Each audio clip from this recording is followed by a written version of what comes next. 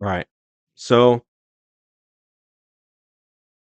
last week we looked at units or decks from set one that we can upgrade and be better in set two. Today we're going to look at set two decks that I think can be really good that you can win with right away.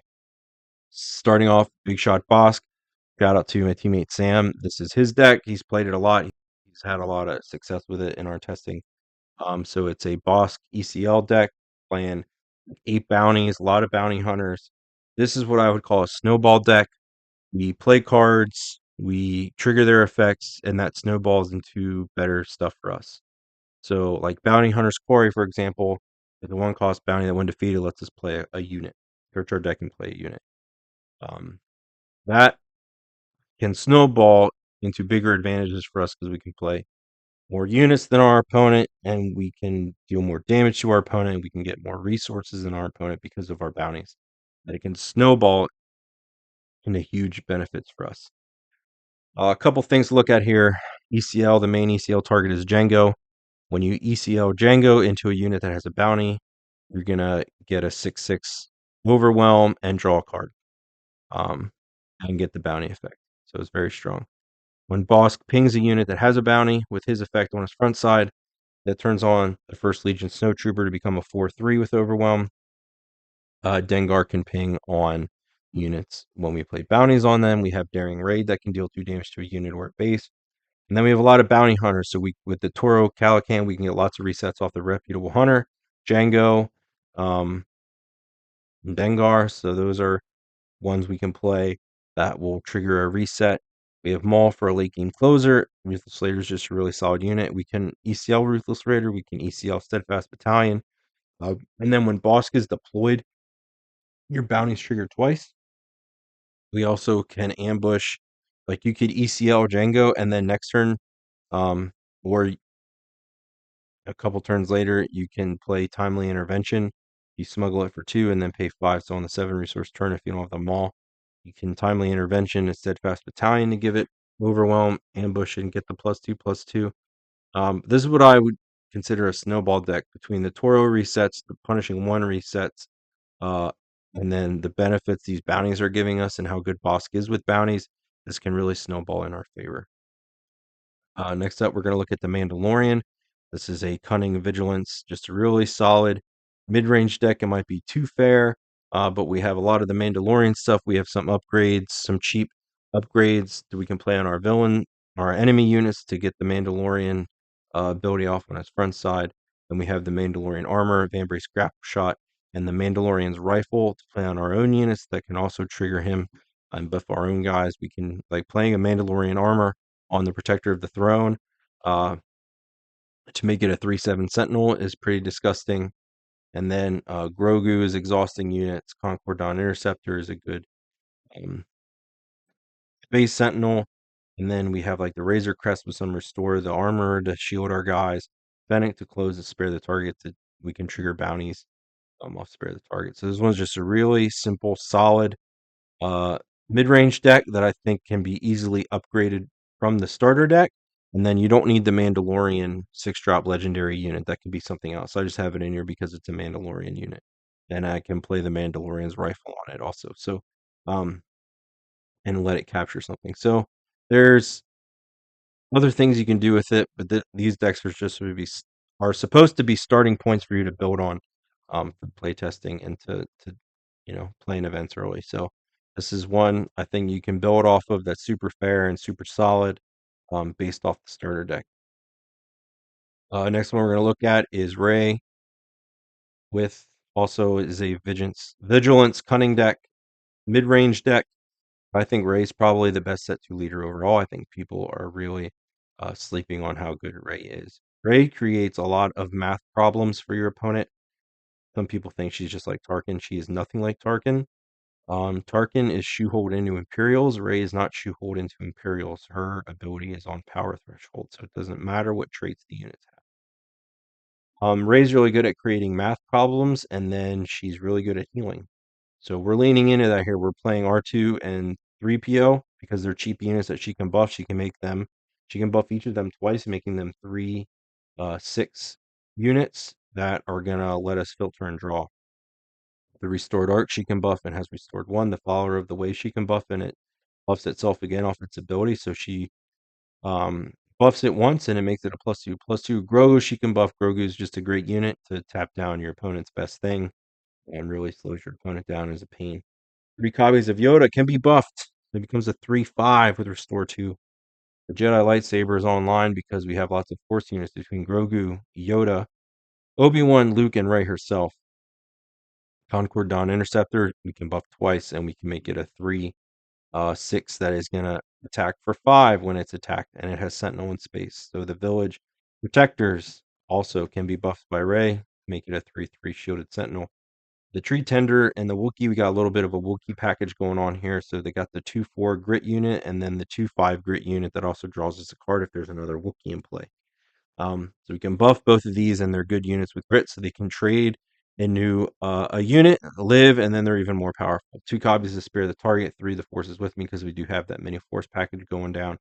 2 copies of Takedown. Then we got the Chewie. This is from Chewie up. We can't buff these units, but we got 2 copies of Chewie, 2 copies of Obi-Wan, 3 copies of Luke, and 2 copies of Redemption. So in here, we have a lot of restore between Rey, restore 3, Yoda, restore 2, the Arc, restore 1, Luke, restore 3, and then the Redemption can heal. And then Grogu's tapping down. We have the Jedi lightsaber that is very relevant, and we have a lot of Sentinels, so we can slow our opponent down, make them make bad trades, and we can make the math work in our favor because of Rey, making R2D2 and C3PO threats that they have to deal with because their 3 damage adds up a lot quicker than 1 damage.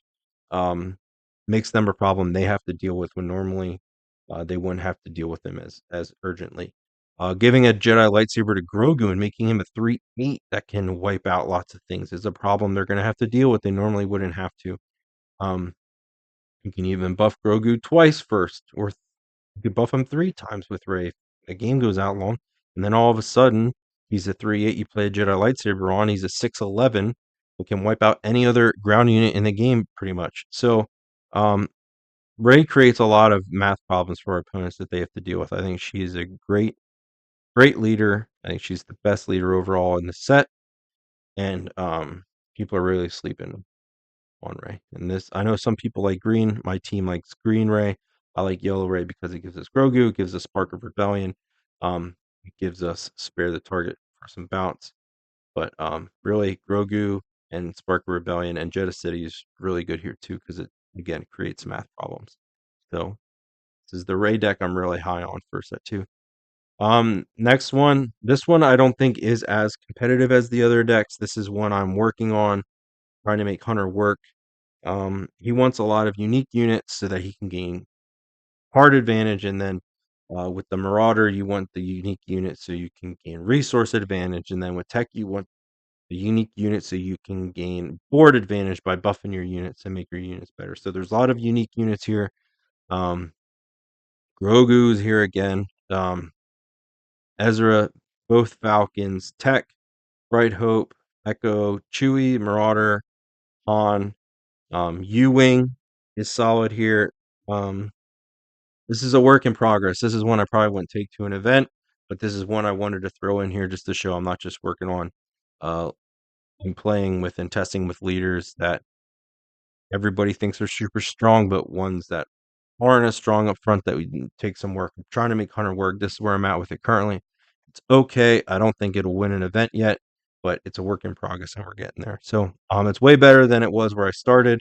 It can stabilize early against aggro. It's okay in the mid range. We're getting there. Work in progress. Don't play this one in an event yet, but Hunter is one I'm working on. Last up, we'll talk about my personal favorite deck in set 2. This is definitely what I'm going to be playing most of the time. Is Cat Aggression. Really leveraging Lady Proxima and bouncing and recycling units to gain lots of ping damage from Lady Proxima. But we got 3 guild targets. I know a lot of people aren't running the Dengar or the guild targets. I'm not leaning into the bounty pings off Dengar, but I'm leaning into Dengar being an okay 1-drop aggression villainy unit that I can play that I can get extra value out of from McClunky, from Xanadu Blood, um, and from Guild Target if it happens. If it lines up, I'm great. I'm fine playing Guild Target without Dengar. I'm fine playing Guild Target with Dengar. Dengar's in here because he's a 2/2 Underworld 1-drop, and I want to play 2 1-drops turn 1. Most of the time, I want to play Lady Proxima and Greedo or Lady Proxima and Dengar because then that sets up pings to base. It ensures pings to a unit. Um, and then from there, we can Tarkin Town, we can Guild Target, we can McClunky, we can Daring Ray, we can do whatever we want. But I would ideally want to play 2 1-drops turn 1, Lady Proxima plus another thing. You got a mulligan for Lady Proxima 90% of the time because having her pile up the damage to base is super relevant and it happens way faster than your opponents realize. But Greedo plus Dengar is super important. 2 copies of the Hotshot Blaster goes with the resource every time. Smuggle it late on CAD or Zuckuss to close. 2 copies of Daring Raid. I like the flexibility going to a unit or to a base. 3 copies of McClunky. This lets us recycle our Greedos and Dengars and we can replay them uh, cheap to get more Proxima pings. So 3 Lady Proxima, she's kind of the crux of the whole thing. Play a bunch of Underworld cards, as many as we can to get as much damage to base as possible. 3 Cartel Spacer. If I don't get the 2 1-drops, the Cartel Spacer is the backup plan most of the time. 2 copies of No Good to Me Dead. 3 Boba Fett. 3 Punishing One. Punishing One is okay here. It's a really solid statted unit, and it readies more often than you think. Not only from Guild Target, but also we're running Frozen and Carbonite here, so if we KO that unit, if that unit gets defeated, the Punishing One will reset. It also resets on experience tokens and other upgrades our opponents have. So Punishing One resets more often than you think it would. Really solid space unit. 2 copies of Frozen and Carbonite. Put your leader on ice. For it's a non-leader unit, not your leader. Put it on your best unit, your space unit, ground unit. Put that thing on ice so it can't attack. It's really solid. So 2 of those. 3 copies of the Relentless Pursuit between Boba Fett, Jango Fett, Forlom, Zuckuss, and Cad Bane himself. We have a lot of 3, 4, 5, 6-drop bounty hunters that we can play to capture a unit and give it a shield. So that's super strong. 2 copies of Gamorrean Guard for some Sentinel. 3 copies of Django.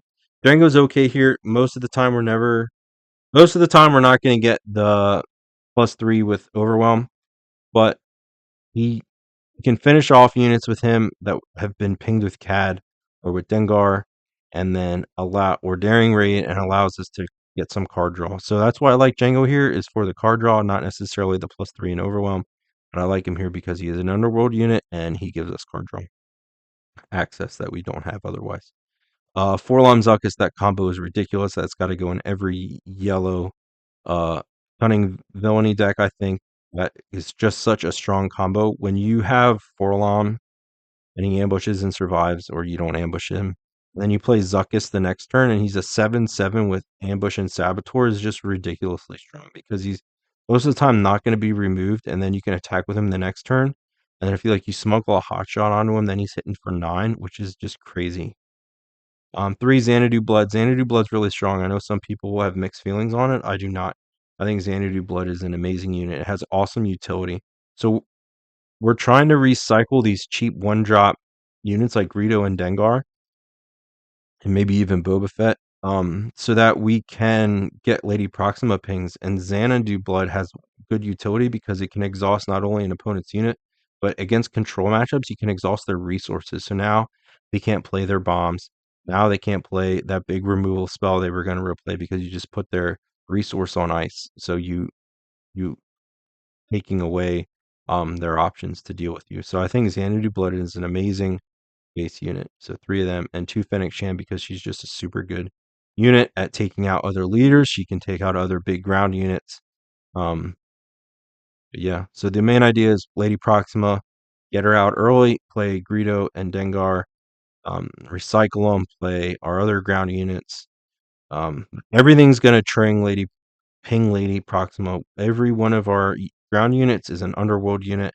All of our units are Underworld units, space and ground. So we'll get lots of Lady Proxima pings to go deal with base, and then pings from Cad Bane and You can use Daring Raid and McClunky to finish off, or you can use Mango to finish off and then get card draw. So this is a really fun solid deck. My favorite deck in set 2 by far. So this is the 5 decks I think you can do really well with early, and one I'm working on with Hunter. But between the Mandalorian, Rey, Bosk, Pylo, and Cad Bane, I think those 5 decks can all do very well in an early set 2 meta. That's it for this one. Thanks for joining us in the arenas.